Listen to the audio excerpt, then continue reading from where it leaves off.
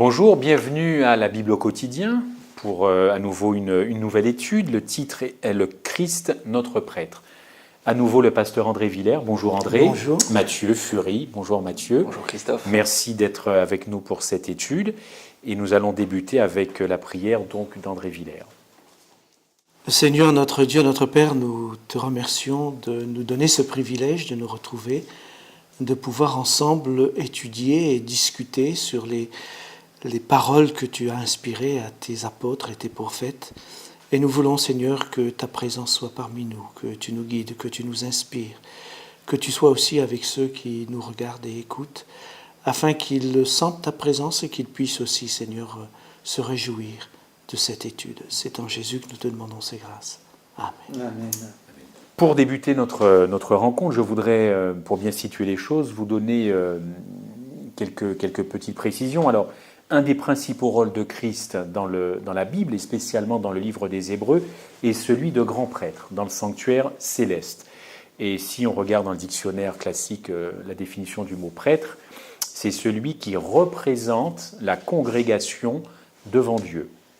D'après Paul, Christ peut nous représenter en tant que grand prêtre, car il est devenu chair, Jean 1,14, et c'est l'objet donc de ma première question que je vous pose. Quelles sont les raisons pour lesquelles Christ est qualifié pour être notre médiateur? Mathieu, si vous voulez bien commencer. Qu'est-ce qui qualifie Christ? Christ, médiateur entre l'homme et Dieu. Un médiateur, c'est déjà quelqu'un qui est chargé de réunir deux parties. Donc, il faut qu'il soit qualifié pour représenter l'une et l'autre partie. Oui. Il faut que chaque partie se retrouve dans son médiateur. Et accepté par les deux. Voilà, donc que le médiateur soit accepté par l'un et l'autre. Jésus-Christ a ceci de particulier qu'il a, on va le dire, une double nature. C'est-à-dire qu'il a la nature divine, donc en ce sens, il représente la divinité, et il a une nature humaine, donc il représente l'humanité. Il est à la fois le représentant de Dieu et le représentant de l'homme. Donc il est extrêmement bien placé pour cela, pour faire le lien entre les deux. Alors le médiateur, généralement, il travaille à la réconciliation des deux parties. Alors peut-être que là, on pourrait aller un peu plus loin, dire comment il a travaillé à la réconciliation de ces deux parties, l'homme et Dieu. Alors il ne faut pas oublier non plus que Jésus, c'est Dieu devenu homme, comme tu l'as fait remarquer, il est à la fois les deux. C'est-à-dire que ce n'est pas un fait de l'homme qui va vers Dieu, c'est un fait de Dieu qui vient vers l'homme. Donc Jésus, on l'appelle l'envoyé de Dieu, il est venu pour cela. Il est venu réconcilier l'homme. Donc ça le qualifie déjà auprès de Dieu, parce qu'il est venu accomplir ce qu'il fallait. Ce que tu dis là est souligné par un verset qui me semble important, je me permets de le lire. C'est dans la première épître de Paul au Timothée, chapitre 2, et au verset 3.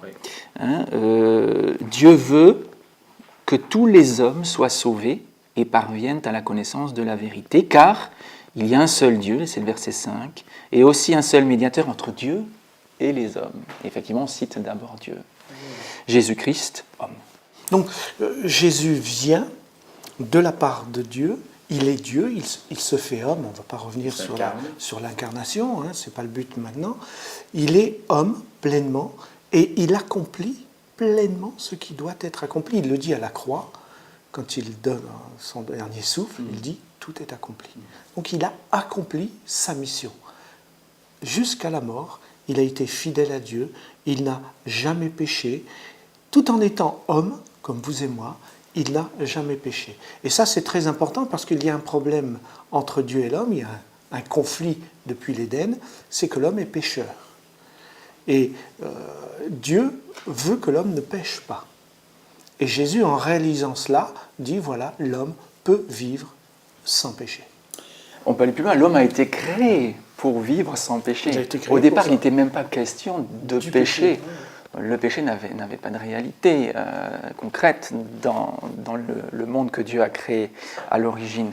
Donc effectivement, l'homme a été créé pour la vie, il a été créé pour la justice, il a été créé pour l'amour. Donc Jésus est venu représenter l'homme, et c'est pour l'homme parfait, l'homme idéal, l'homme accompli, pour reprendre ton terme. Et ce n'est pas pour rien que l'apôtre Paul en fait un second Adam. Tout à fait. Tout à fait. Alors j'ai un texte à vous proposer, Romains 8, verset 3. Il est proposé dans notre étude en commun, Romains 8, verset 3. Je vais vous le lire, puisqu'on retrouve souvent ces termes avocat, intercesseur, médiateur, car chose impossible à la loi, parce que la chair la rendait sans force, Dieu a condamné le péché dans la chair en envoyant, à cause du péché, son propre Fils dans une chair semblable à celle du péché.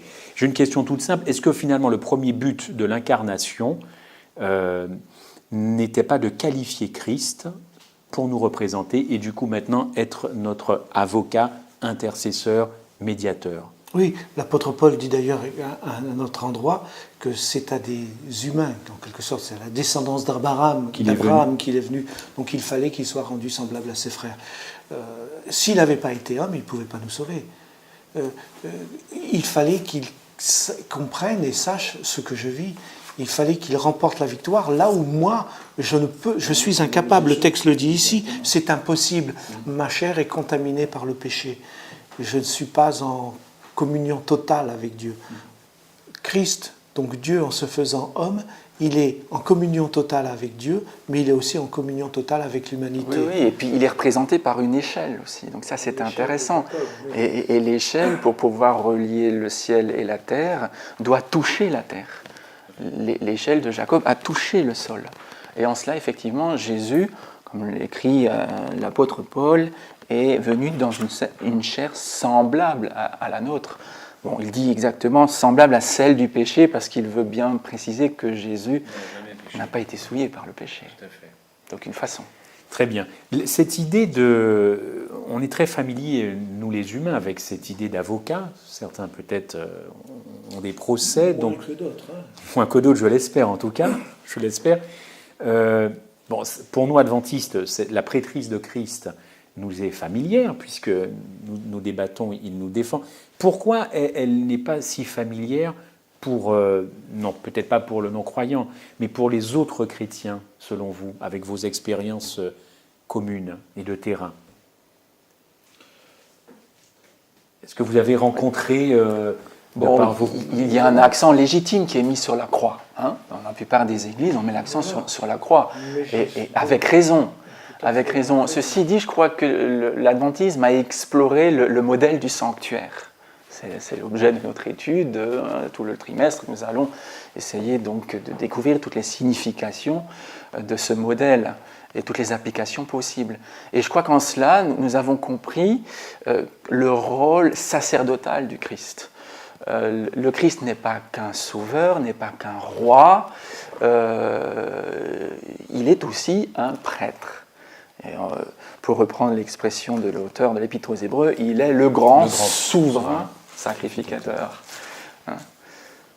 Donc il a offert André, sa propre est-ce que vous avez une petite réponse pourquoi c'est mal appréhendé ou peu appréhendé par d'autres Non, j'ai entendu dans d'autres dénominations cette notion d'avocat.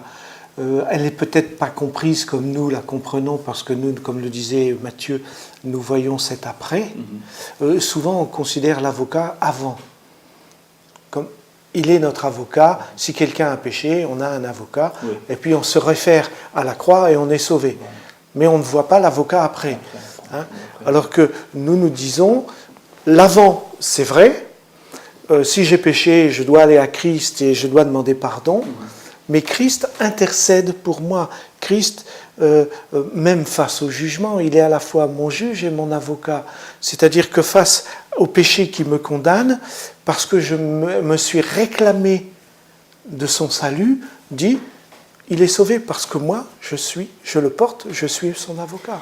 D'accord. Il y a une notion qui est difficilement compréhensible. On peut le comprendre quand on n'a pas la foi. C'est cette double casquette, si je peux m'exprimer ainsi. On dit souvent tu ne peux pas être jugé parti. Or, c'est le cas de Christ. Est-ce que c'est vraiment ce qui fait blocage, peut-être même chez certains chrétiens, je ne sais pas, qui ont du mal. Comment faire comprendre qu'on peut être jugé parti? Pour nous, humains, c'est impossible, parce que nous sommes imparfaits. Nous sommes dominés par le péché. Et donc, si on est juge et parti, on a du mal à faire la part des choses. Automatiquement, il y a un côté qui va gagner sur l'autre. Dieu, lui, il est parfait. Il n'est pas dominé par les tensions, les pulsions, les instincts, les désirs, etc. Et donc Dieu, tout en étant amour, est totalement juste, entièrement juste. Donc dans ce qu'il fait, il est totalement juste. Il est juste en tant que juge, mais il est juste en tant qu'avocat. Et je ne crois pas qu'il y en a un qui déborde sur l'autre. Enfin, moi, c'est comme ça que je l'appréhende. Non, et en même temps, Christ, dans son jugement, est, si je peux m'exprimer ainsi, secondé par son Père. C'est le Père, en fait, qui confie le jugement au Fils, mais il est garant de la justice, de l'impartialité de ce jugement. Alors ce grand prêtre, puisque c'est la leçon, actuellement, est-ce qu'il instruit à charge ou à décharge? Parce qu'à l'époque du sanctuaire terrestre, le grand prêtre était non pas un assistant, mais comme vous l'avez dit, c'était vraiment le repentant qui venait avec. Alors que là, Christ, on vient de le dire, il est à la fois notre avocat, il est à la fois juge, il instruit à charge, à décharge, comme un juge classique. Il a le rôle de l'avocat, donc du défenseur. Donc c'est pas lui l'accusateur dans ce procès. C'est le péché important qui accuse, c'est le mal qui accuse. Il y en a un qui se charge d'accuser les élus. C'est Lucifer. L'homme est accusé face à la loi de Dieu qui est parfaite et par le mal, comme tu dis, l'accusateur qui vient et qui dit celui-ci n'a pas accompli la loi. L'accusateur, c'est le diable, l'accusateur des frères. On ne peut pas se tromper là-dessus. On voit ça dans Zacharie, quand il y a le Josué qui est devant Dieu, hein, et il y a l'accusateur, et puis Dieu dit il est juste. Enfin, je résume. Oui, le revêt de vêtements de salut, hein, qui sont en fait les symboles de la justice de Christ. Alors, une question qui peut également interpeller. Christ est notre grand prêtre, ça nous le comprenons, nous essayons de le vivre, mais justement, comment faire de cette prêtrise quelque chose de vivant? Est-ce que vous avez des choses à nous dire là-dessus? Comment moi, en tant que croyant, adventiste, je peux vivre cette réalité de cette prêtrise qui est si importante pour nous? Alors il y a une chose que l'apôtre Paul dit dans les Corinthiens, il dit que nous sommes le temple du Saint-Esprit, que nous sommes le temple de Dieu dans 1 Corinthiens 3 et 1 Corinthiens 6. Ça c'est très important, parce que nous sommes le temple de Dieu. Le sanctuaire, c'est le temple de Dieu. Le grand prêtre doit régner dans le temple de Dieu. Donc Dieu doit régner. Dieu doit régner dans ma vie. Christ doit régner dans ma vie. Si je suis le temple de l'Éternel, il doit régner dans ma vie. Donc ce Dieu créateur et à la fois prêtre doit être présent dans ma vie. Et je dois être dépendant de lui. Je dois marcher avec lui. Je dois vivre avec lui. Et je dois obtenir l'assurance du pardon chaque fois que je pêche. C'est important. Qui est-ce qui me garantit cet acquittement? Mais c'est lui. Et en cela, je citerai Jean, hein, qui dans sa première épître au chapitre 2, verset 1er, dit ceci: « Je vous écris ces choses afin que vous ne péchiez pas. » Voilà. Il n'y a pas de plaisir à pécher quand on aime Dieu. Hein, quand on a compris ce qu'est sa loi et ce à quoi elle conduit, à la vie, à la joie, au bonheur. Mais si quelqu'un a péché, si tu as péché, alors tu as un avocat auprès du Père Jésus-Christ, le juste. Voilà, et en cela, il peut nous défendre. Et moi, je suis rassuré, je suis tranquille auprès du Christ, car je sais que j'ai le meilleur avocat du monde. Je pourrais aller plus loin, j'ai le meilleur avocat de l'univers. De l'univers. C'est très beau. Et Jésus, en tant que prêtre, doit sanctifier le sanctuaire, le rendre saint. Parce que la purification, c'est le fait de rendre saint. Or, l'apôtre Paul dit dans 1 Thessaloniciens 5, 23, que le Dieu de paix vous sanctifie lui-même tout entier. Que tout votre être, l'esprit, l'âme et le corps, soient conservés irrépréhensibles ou irréprochables, selon les traductions, lors de l'avènement de notre Seigneur Jésus.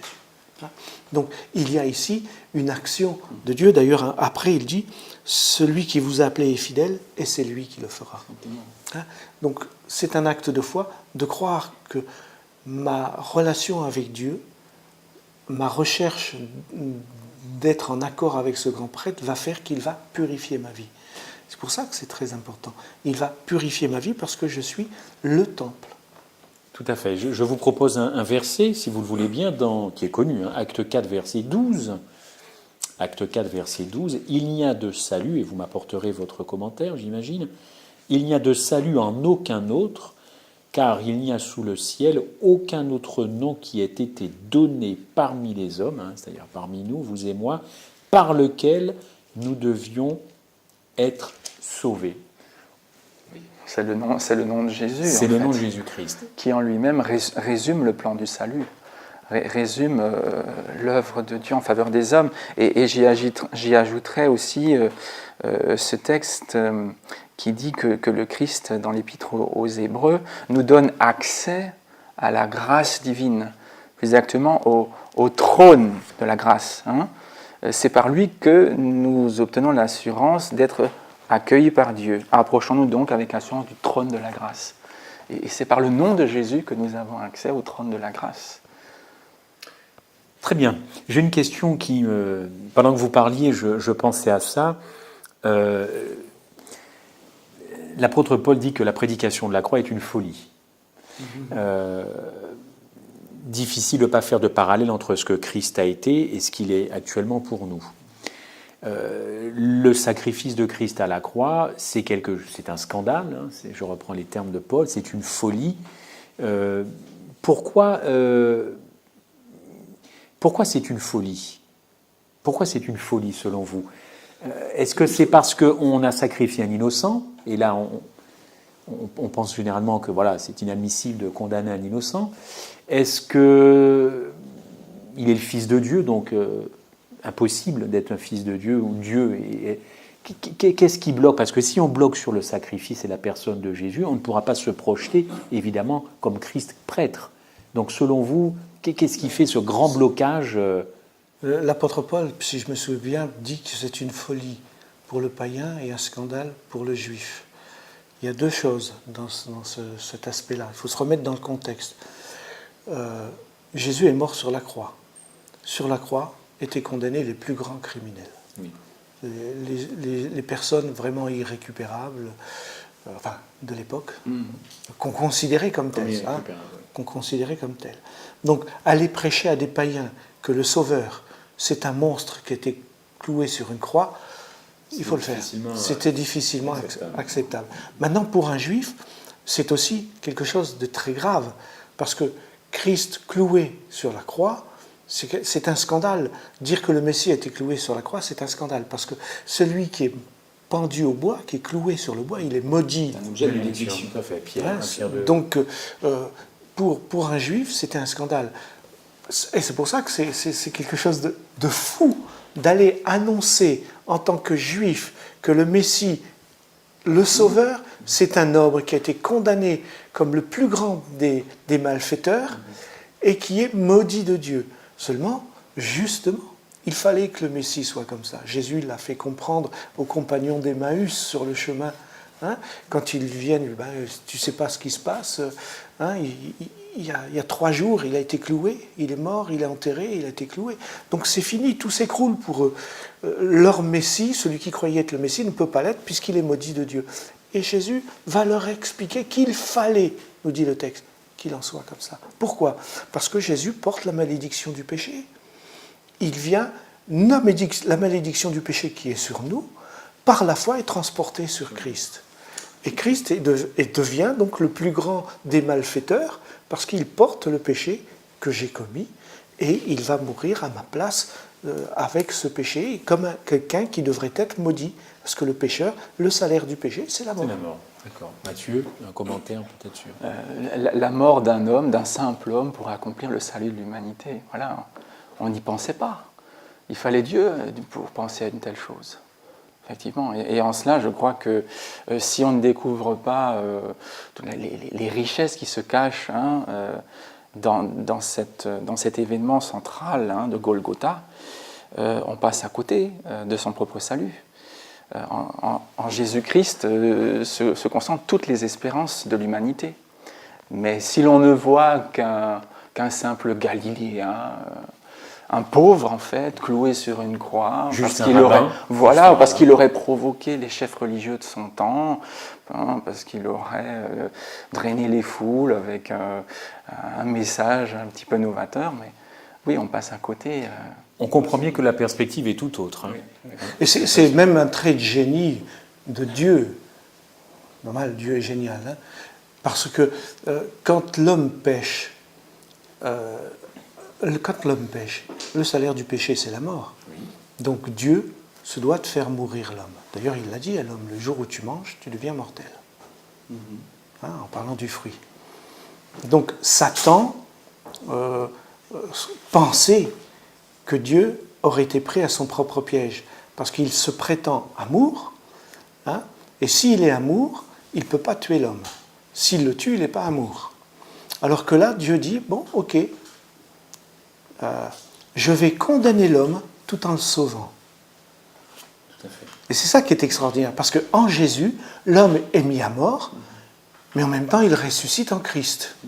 C'est ce que représente le baptême, la mort et la résurrection en Christ. Et c'est pour ça que nous sommes sauvés. C'est parce qu'en Christ, j'ai été mis à mort. La mort, pas la mort actuelle, puisque ça s'appelle la première mort, mais la mort du jugement final ne peut pas être sur moi parce qu'elle a déjà été accomplie. Elle est déjà sur le Christ. Hein? Quelqu'un qui a déjà vécu sa condamnation, on ne peut pas la lui demander de la revivre. Il a été condamné, il l'a vécu, c'est fini, il est libre. Il est libre devant la justice. On y viendra tout à l'heure. J'ai juste encore une petite chose à vous soumettre. À l'époque donc, du sanctuaire terrestre, on sait que le prêtre, le grand prêtre, prenait parfois quelques risques au jour des expiations à entrer dans le lieu très saint, à tel point que, je ne vous l'apprends pas, il y avait des petites clochettes ou pour le tirer, un câble, enfin en tout cas une ficelle pour le retirer s'il devait avoir un problème dans le lieu très saint. Il prenait donc des risques à cette époque. Jésus-Christ prend-il des risques à nous défendre aujourd'hui? Non, parce qu'il est Dieu. Exempt de tout péché, donc il n'a pas besoin d'offrir des sacrifices pour sa propre purification, on est d'accord? On est bien d'accord, c'est pas là où je voudrais en venir avec vous. Ce que je veux dire par là, c'est que le grand prêtre prenait des risques parce qu'il physique, il pouvait mourir, on est d'accord. Parce qu'il reste un être humain. Absolument. Et il est pécheur et il se trouvait en présence de Dieu.